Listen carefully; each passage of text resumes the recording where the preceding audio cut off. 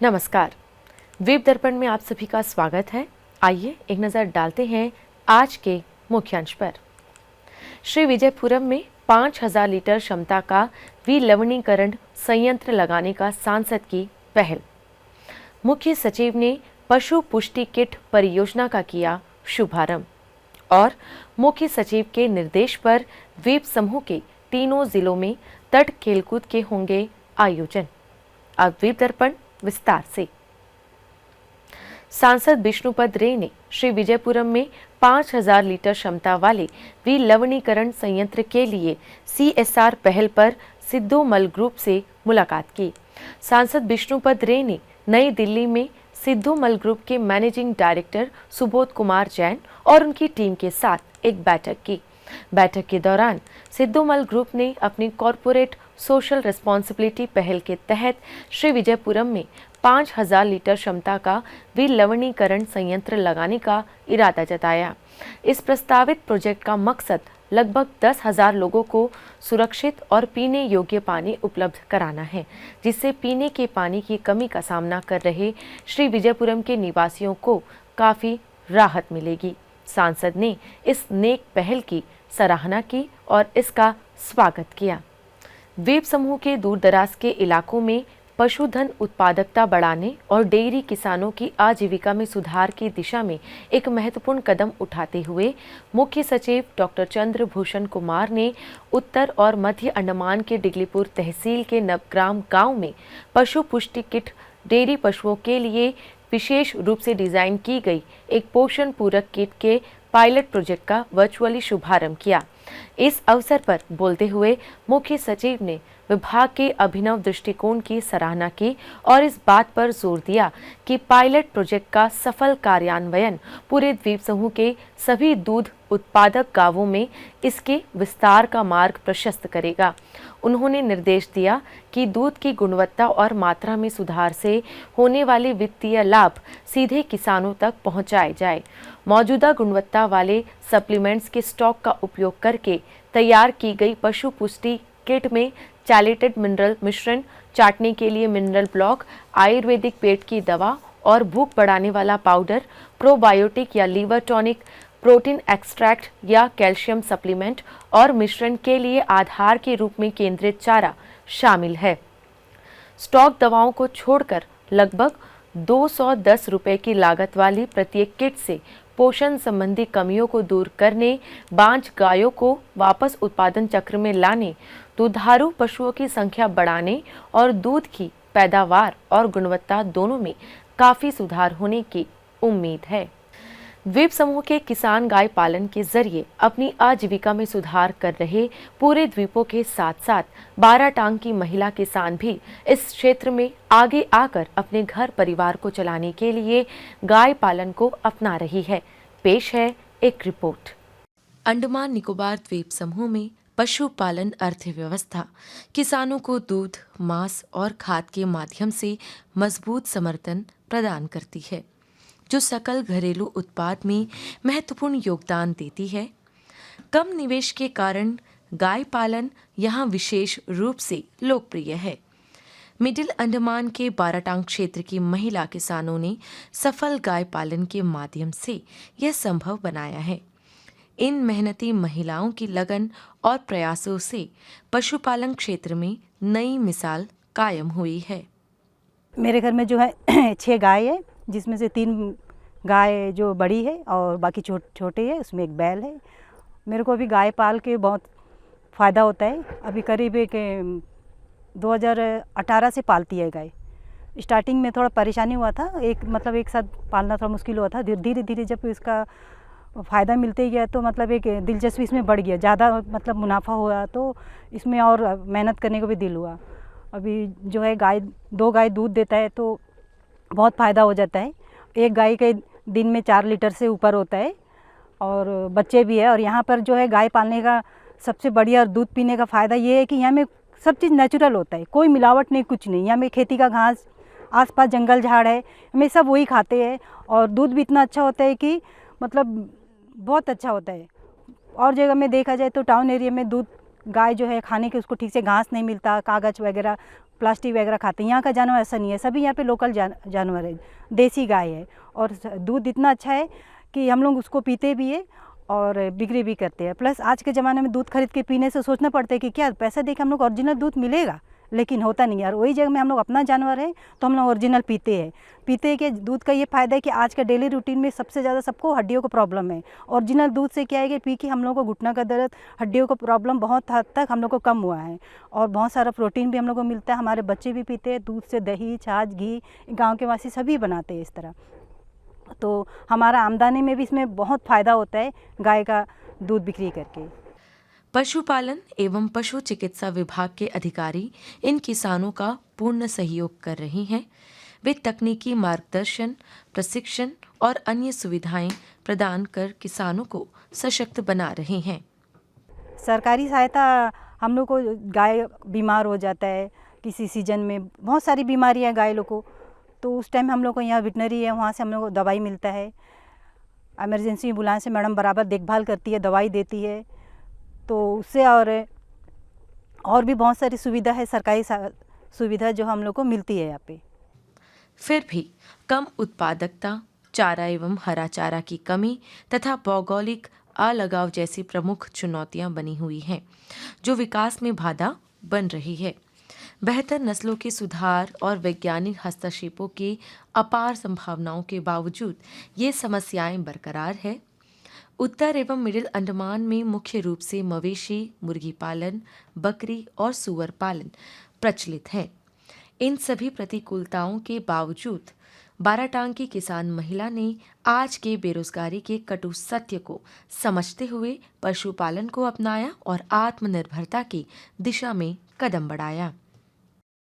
यहाँ में गांव में जितने भी लोग हैं सभी गाय पालते हैं। गाय है, बकरी है, भैंसा है और सूअर भी है, सबके पास है यहाँ पे। क्योंकि यहाँ सभी का जानवर, सभी मतलब कोई खरीद के खाता नहीं है सर, सभी यहाँ से लेके बाराटांग बाज़ार में बिक्री करते हैं प्लस अपना खाते हैं। तो जानवर पालने का ही फ़ायदा है कि सबसे पहले बात तो हम लोग नेचर से भी जुड़े रहते हैं। गाय को एक पर्सनल बोलना चाहेंगे, आज का ज़माना में भी गाय सेवा बहुत पुण्य का सेवा है और ये जो है हम लोग करते हैं, इससे हम लोग का खाद भी हो जाता है पेड़ पौधों में डालने के लिए, उगाने के लिए। और जब दूध होता है तो दूध से बहुत सारी चीज़ होता है, प्लस कहीं किसी को खरीदने का ज़रूरत नहीं पड़ता है। जानवर एक बार हम लोग पाल लेते हो तो उसी से बढ़ते जाते हैं। हम लोग बाहर बेचते हैं, दूध बिक्री करते हैं, बच्चा भी उसका बड़ा हो जाता है। जब जिसका ज़्यादा हो जाता है, नहीं पालने सकते हो तो बेच देते हैं। तो यहाँ पे सभी कोई जानवर पाले है, गाय पाले है, भैंसा पाले है, तो सभी मेहनती है और सभी लोग अपना घर में बहुत देखभाल करते हैं जानवरों की। आमदनी तो सर अभी हिसाब करना होगा, लेकिन फिर भी अगर एक गाय का कोई गाय जो है सर 6 महीना तक दूध देता है, कोई उससे अधिक देता है। तो अगर मान लीजिए 6 महीना भी देता है एक गाय या 2 गाय देता है तो एक 30,000 से ऊपर जाता है सर, उसका पूरा टोटल करेंगे तो ये अभी आधा लीटर या में 50 रुपये लीटर, आपका 100 रुपये है। तो महीना में समझ सकते हैं, अगर एक आदमी 4 लीटर भी बिक्री करते तो बहुत है सर। पर्सनल मतलब उसका एक आमदनी के जरिए हो जाता है अपना। एक महिला भी अगर 2 गाय भी पालती है तो उसका अपना पर्सनल खर्चा के लिए भी हो जाते, प्लस घर में भी उसमें अपना पैसा जो है वो उसका सहयोग से बहुत कुछ कर सकती है सर। तो आगे सर हम लोग का खेती बाड़ी भी करते हैं प्लस जानवर भी पालते हैं, तो आगे यही जारी रहेगा सर। ज़रूरी नहीं आज के डेट में सरकारी नौकरी मिलना, अगर इंसान चाहे तो ये सब से भी हम लोग आगे बढ़ सकते हैं सर। हम सभी को आगे आकर पशुपालन विभाग की योजनाओं का लाभ उठाना चाहिए ताकि आर्थिक रूप से स्वावलंबी बन सके और समाज में सकारात्मक बदलाव ला सके।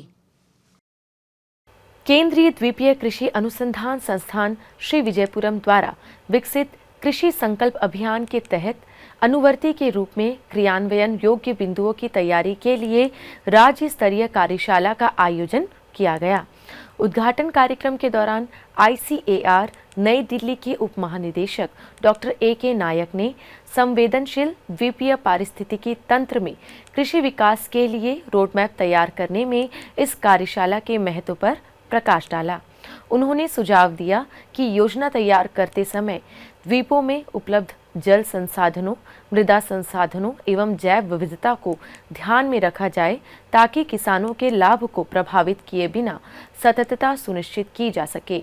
ICAR नई दिल्ली के सहायक महानिदेशक डॉक्टर ए वेलमुरुगन ने विकसित भारत के परिप्रेक्ष्य में कार्य योजना तैयार करने पर अपने विचार साझा किए।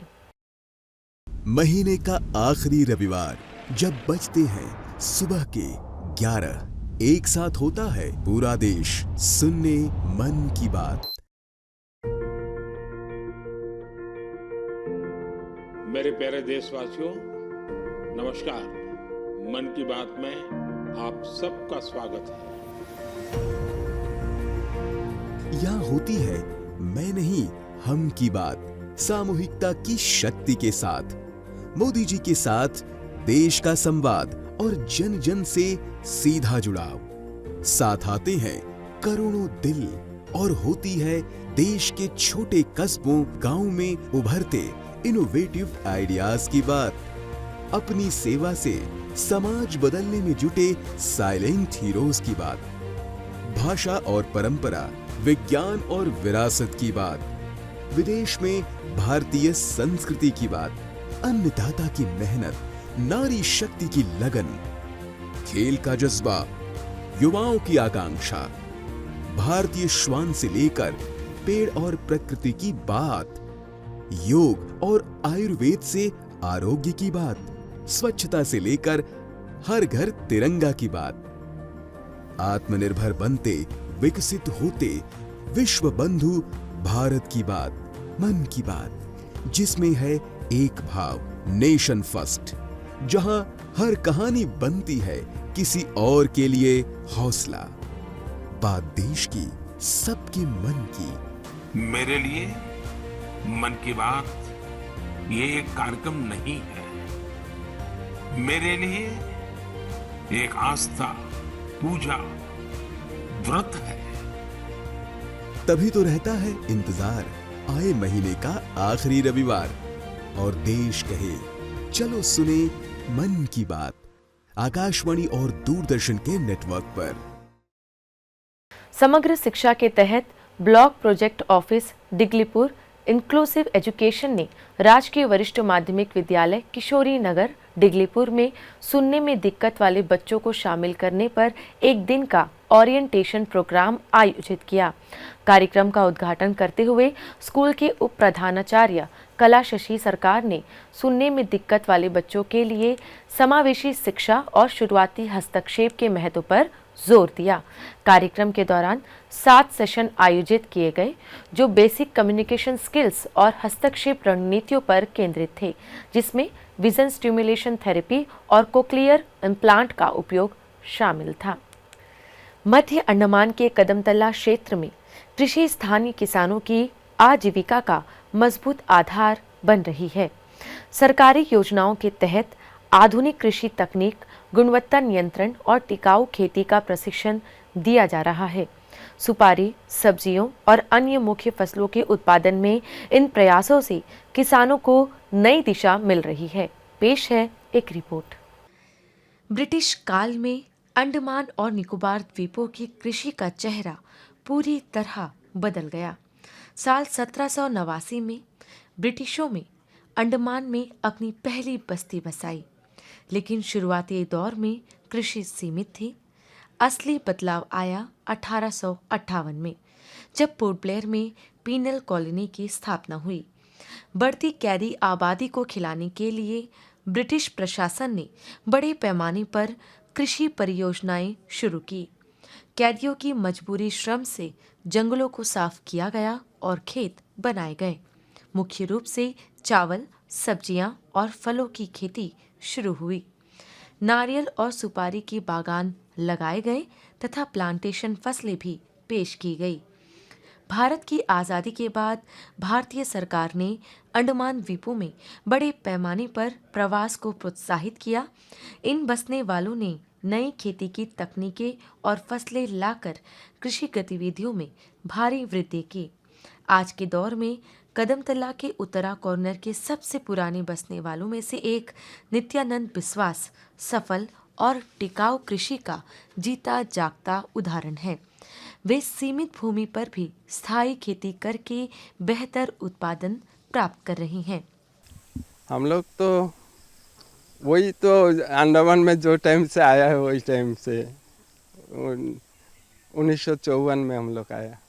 तभी से हम लोग को जब से अलॉटमेंट दिया है, खेती उती दिया है, तब से हम लोग खेती करते हैं। धान उगाता है, फिर सूखा मौसम आने से तो इधर तो बारिश तो 12 महीना कभी कभी कोई साल पूरा बारिश भी होता है।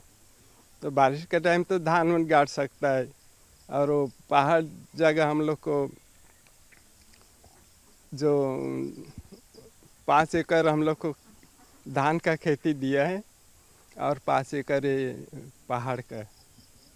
वो पहाड़ में हम लोग सब्जी उब्जी गाड़ता है ये बारिश मौसम में। पहाड़ जगह है वो तो हम लोग को बागीचा के लिए अच्छा होता है। नारियल है, सुपारी है, वो सपोटा है, हर एक किस्म का फल का हम लोग गाड़ के रखा है। यहाँ से लेके हम लोग को तो कदम तला मार्केट है, बाजार है, उधर लेके बैठ के बिक्री करता है। कृषि विभाग इस द्वीप समूह में कृषि विकास, नियमन और प्रचार के लिए महत्वपूर्ण सरकारी संस्था है। इसका मुख्य उद्देश्य खाद्य सुरक्षा सुनिश्चित करना, किसानों का समर्थन करना, उत्पादकता बढ़ाना और टिकाऊ खेती को बढ़ावा देना है। इंटरक्रॉपिंग क्या है? इंटरक्रॉपिंग है कोकोनट प्लांटेशन या एरेकनट प्लांटेशन में जो भी क्रॉप उसमें लिया जाता है उसे इंटरक्रॉपिंग कहते हैं। यहाँ पर क्या है, इंटरक्रॉपिंग किया गया है कोकोनट प्लांटेशन का बीच में हम लोग का पाइनएप्पल फ्रूट प्लांट्स, जैसे पाइनएप्पल है, हम लोग का पपाया है, और साथ में क्या ट्यूबर क्रॉप भी है। इसमें ओल बोलते हैं, ओल एक किया गया है, इसको भी इंटरक्रॉप किया गया है। तो इनका फील्ड में इंटरक्रॉपिंग में ये सब चीज़ है। यहाँ का किसान है श्री नित्यानंद विश्वास, उत्तरा कॉर्नर, उत्तरा विलेज, इनका यहाँ पर किया गया है। नित्यानंद विश्वास जैसे छोटे किसानों की मदद के लिए कृषि विभाग ने सीमित कृषि भूमि में अधिक उत्पादकता के लिए बहुफसली खेती की शुरुआत की है।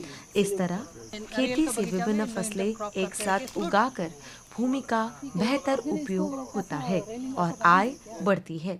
हाँ, ये सब तो सबको ऐसा करना है। खेती वेटी जब हम लोग को दिया है गवर्नमेंट से, तो हम लोग को एग्रीकल्चर डिपार्टमेंट से भी हम लोग को कोई कुछ सहायता मिलता है। उन लोग भी हम लोग को बोलता है कि ये सब करना है, ऐसा करना है, ऐसा बीजा उजा ऐसा डालना है, ऐसा गाड़ना है, ऐसा हम लोग को बोलते हैं कोई टाइम आके। यह टिकाऊ कृषि पद्धति निश्चित रूप से हमारी बढ़ती ज़रूरतों को पूरा करने में मदद करेगी और निकट भविष्य में इन द्वीपों को खाद्य क्षेत्र में आत्मनिर्भर बनाने की दिशा में महत्वपूर्ण कदम साबित होगी। लिटिल अंडमान के सीडी ब्लॉक ने कल स्थायी सामुदायिक विकास के लिए ग्रामीण युवाओं और पंचायती राज संस्थानों के बीच तालमेल बढ़ाने विषय पर एक प्रशिक्षण कार्यक्रम आयोजित किया। इस कार्यक्रम का मकसद समावेशी और स्थायी गांव के विकास को बढ़ावा देने के लिए ग्रामीण युवाओं और स्थानीय स्वशासन संस्थानों के बीच सहयोग को मजबूत करना था। इस मौके पर लिटिल अंडमान के प्रमुख ने ग्रामीण युवाओं में नेतृत्व के गुणों को विकसित करने और समुदाय आधारित विकास को बढ़ावा देने में पंचायती राज संस्थानों की महत्वपूर्ण भूमिका पर जोर दिया। अपने संबोधन में खंड विकास अधिकारी ने जमीनी स्तर पर शासन और विकास के पहलों पर ग्रामीण युवाओं की सक्रिय भागीदारी के महत्व पर जोर दिया। तकनीकी सत्र की शुरुआत डोमेन एक्सपर्ट सुश्री दीपा विश्वास ने की, जिन्होंने स्थायी सामुदायिक विकास में पंचायती राज संस्थानों की भूमिका पर एक जानकारीपूर्ण प्रस्तुति दी। जिला रोजगार अधिकारी ने कौशल विकास के अवसरों, आजीविका के पहलों और ग्रामीण युवाओं में रोजगार और आत्मनिर्भरता बढ़ाने के उद्देश्य से विभिन्न सरकारी योजनाओं के बारे में चर्चा की। शहीद द्वीप के नील केंद्र ग्राम पंचायत 12 से 18 जनवरी तक वार्षिक विवेकानंद मेला आयोजित करेगी। मेले में हर साल की तरह विभिन्न विभाग अपने स्टॉल लगाएंगे और उनमें अपनी गतिविधियों और उपलब्धियों को प्रदर्शित करेंगे। इसके अलावा विभिन्न सांस्कृतिक और खेल गतिविधियां आयोजित होंगी। इस मेले में स्टॉल लगाने के इच्छुक निजी दुकानदार और व्यवसायी विवेकानंद मेला आयोजन समिति के सचिव के फोन नंबर 947421227778, कार्यकारी सदस्य के मोबाइल नंबर 9434278754 या फिर मेला आयोजन समिति के अध्यक्ष के मोबाइल नंबर 9933294666 पर संपर्क कर सकते हैं। खेल और युवा मामले निदेशालय तीनों जिलों में 19 से 21 दिसंबर तक ओपन पुरुष और महिलाओं के लिए बीच गेम्स का आयोजन कर रहा है। तट खेलकूद दक्षिण अंडमान में कार्बाइंस कोव बीच, उत्तर और मध्य अंडमान में कर्माटांग बीच और कार निकोबार में जयंती बीच, लापाती में आयोजित किए जाएंगे। इस कार्यक्रम का मुख्य उद्देश्य तट खेलों को बढ़ावा देना और नशा मुक्त भारत अभियान के तहत नशा मुक्त समाज का संदेश फैलाना है। इस कार्यक्रम का मकसद युवाओं की बड़े पैमाने पर भागीदारी सुनिश्चित करना और खेलों में उत्कृष्टता को बढ़ावा देना भी है। दक्षिण अंडमान में बीच गेम्स 19 से 21 दिसंबर तक दोपहर 3 बजे से कार्बाइंस को बीच में आयोजित किए जाएंगे।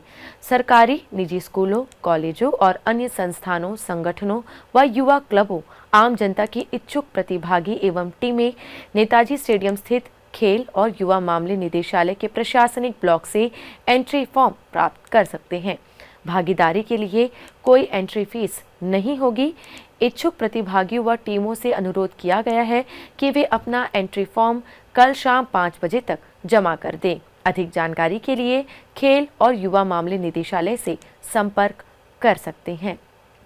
प्रशासन के मुख्य सचिव के निर्देशानुसार खेलों को बढ़ावा देने और युवाओं की सक्रिय भागीदारी को प्रोत्साहित करने के प्रयास में खेल और युवा मामले विभाग, शिक्षा विभाग के साथ मिलकर कार निकोबार जिले में बहुप्रतीक्षित तट खेलकूद का आयोजन करने जा रहा है।